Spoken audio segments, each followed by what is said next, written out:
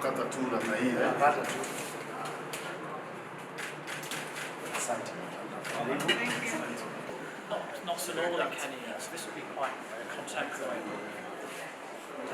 Yeah, and then rather than go, rather than go for really trendy sort of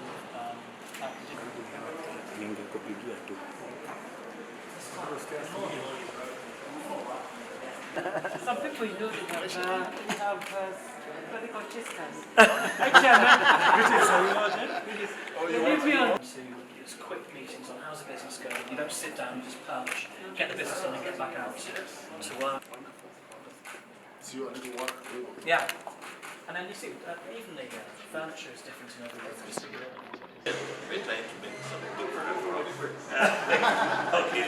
Yeah. It's globally, and because we're a big beer business here, we entice them over from Ireland. Chemical environment. What are they walking up? So now we want to talk to you. Yeah, the biggest problem is being at the border.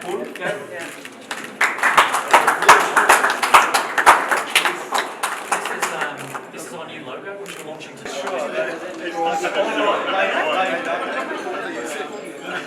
It's very simple.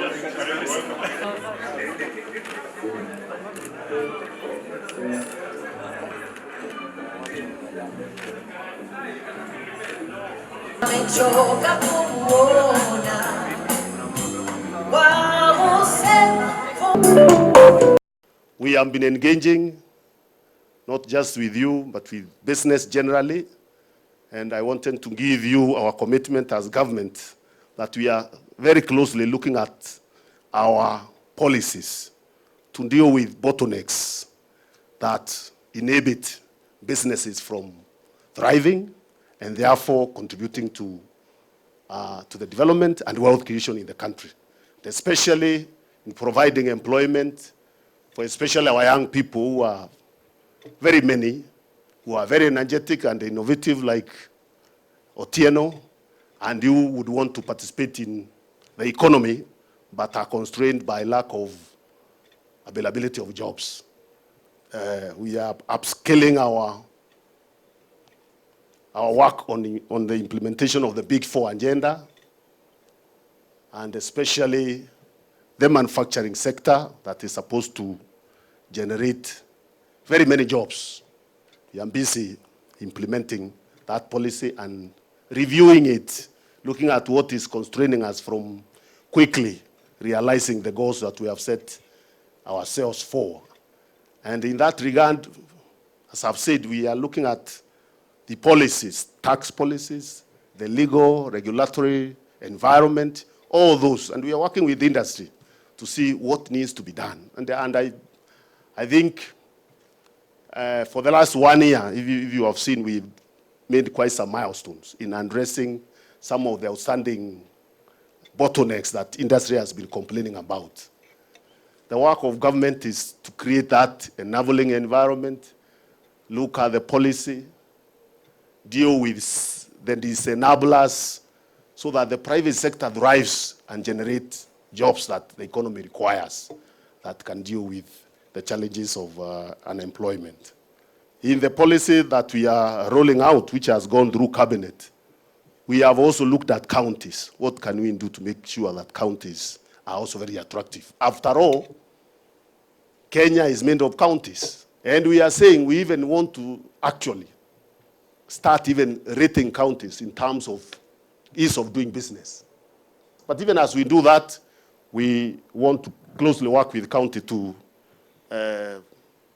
make sure that they understand and they want to willingly, really, work to improve their own environment for purposes of protecting investments there, supporting investments there, and all those other things that we need to do to improve. About 2 years ago, we came up with a concept of moving our office from the old building that we've got at the back there to a more modern, contemporary office, which would engender team working and create a real fun environment to bring out the very best in our people. We already bring on board and recruit the very best talent that there is in the market that our money can buy, but we can get even more out of them by creating the right environment.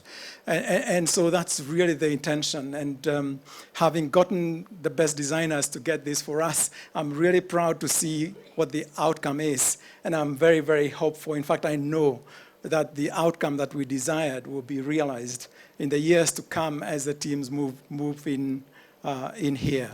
We've got talent that will be housed in this building that wakes up every morning and spends the bulk of their waking hours just thinking about how to make the world better, our world of Eabl better, getting into the minds of the consumers and trying to anticipate what their needs and expectations will be, because they're dynamic, they are ever-changing, and we've got to respond in a way that will make sure that we remain relevant to our consumers, the consumers of our products, and that we are leading edge. So the innovation program is what this team has really been working on. This is an innovation hub that is demonstrated by the many new products that we've got in the market to respond to the changing needs of every palate in the market.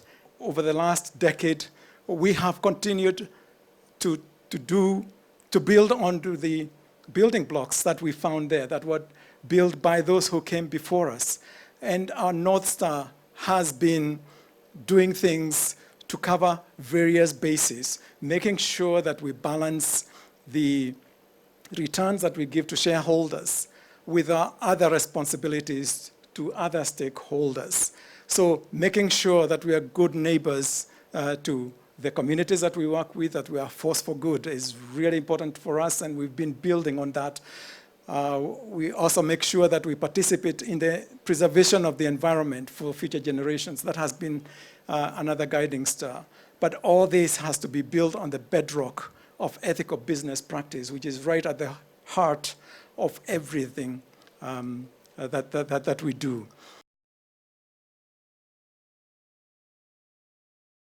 Our transition into our second century will be characterized by the way we've spent our first 100 years as Eabl and as a Tusker brand. We've got a track record of investing in jobs, in people, in brands, in innovation. You can also see us expect us to continue to invest in capacity. A strong physical presence here in East Africa, and in particular Kenya, is really critically important to us. And I was really proud to share with the CS earlier on today that the plant you see that down there in Tusker, led by Kamugi, is the largest single volume plant in the whole of Diageo globally. So really, truly a flagship business, not just in East Africa and Kenya, but to Diageo as well. Redistributing wealth and putting the value chain back into our communities is really critical to us. So we'll continue to invest in distributors, which are third-party operators, in bars, which are third-party operators, and most importantly, in farmers, which are third-party operators. I don't know any other industry other than the beer industry that has the ability to redistribute wealth back into the community the way manufacturing and producing beer can do. And just a bit of maths for you. If you take all of those things we've been doing and add up the capital investment over the last 5 years, 5 years alone, half a decade, that amounts to 40 billion shillings of investment in Kenya and in East Africa. And this investment has allowed us to redistribute that wealth back to those communities that are so important to us and so loyal to our brands and so fundamental to the ingredients that go into producing our brands. That this office move is way more than just an office move. It's a statement of intent about the reason we are here in Africa. It's a statement to our colleagues. We want people who work for Eabl to work in an environment where you can be at your absolute best, do your best work, be at your happiest, and be at your most liberated. It's a statement to you, Honourable CS. We want you to think of the first 100 years of we were just warming up.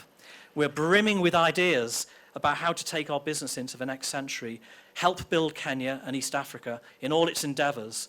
And in this environment, we will nourish the best of Kenyan talent to be the best it can possibly be. And finally, it's a statement for the communities in which we operate in and the consumers with which we sell our drinks to. At our core, we are truly East African, and our home is here in Kenya.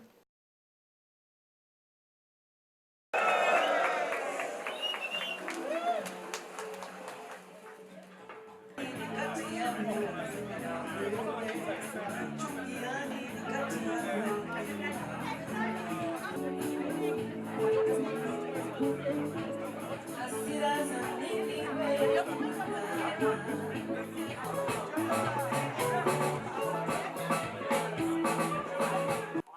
waiting for us at the gate, and they wanted jobs. But this guy is a genius. So not scared of creating jobs. We love creating jobs. We love being part of it.